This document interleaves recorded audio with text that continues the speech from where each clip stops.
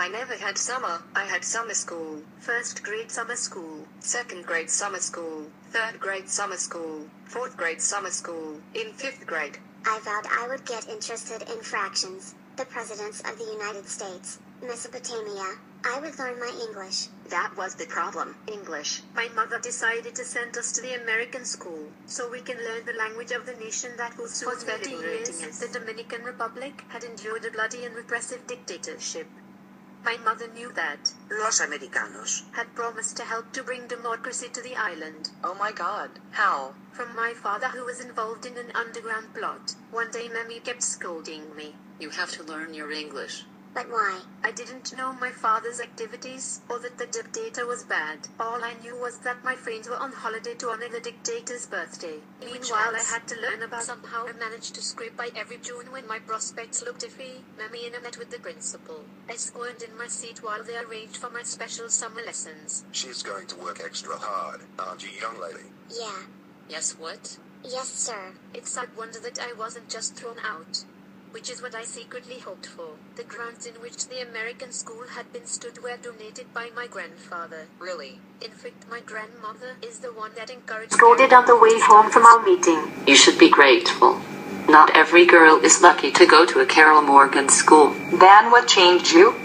Gratitude? A realization of luckiness? The thought of a fun summer? Yes, I wanted to union with a pack of cousins and friends in a common yard that connected all our properties to play on the trampoline. The summer 1960 began in bliss. I did not have to go to summer school. I had dreamt about Oli was deserted. Family members were leaving to the United States using any connections they could drum up. The plot was unraveled every day. There were massive arrests. The United States has closed its embassy and was advising Americans to return home. My own parents were terrified every night. Black Volkswagens blocked our driveway and stayed there until morning. Secret police. Why are they secret if they're the police? Shut up. Do you want to get us killed?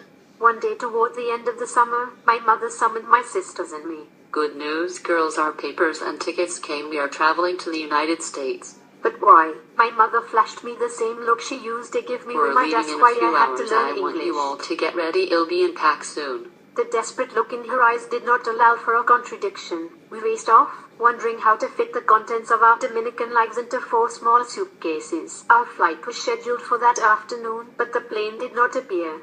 The terminal was filled with soldiers, wielding machine guns, checking papers, escorting passengers. It's a trap. This had happened before the cat and mouse game. The dictator lied to play pretend that he is letting someone go, then at a last moment the family and friends are gathered together, while the secret police would haul the whole clan away.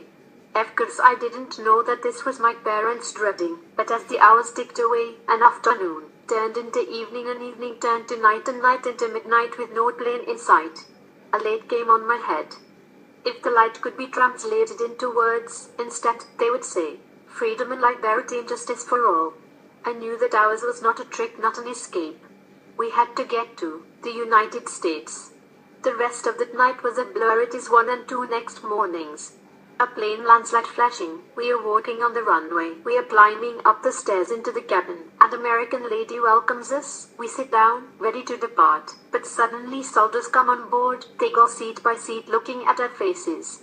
Finally they leave, the door closes, and with a powerful roar we lift up. Morning, we are standing in a large echoing hall as a stern official American reviews our documents. What if he doesn't let us in? What if we have to go back? I am holding. My parent's terror has become mine. He checks our faces against the passport's pictures. When he is done, he asks, "You girls ready for school?" "Yes, sir." The man laughs. He stamps the passports and then hands them to my father. Welcome to the United States.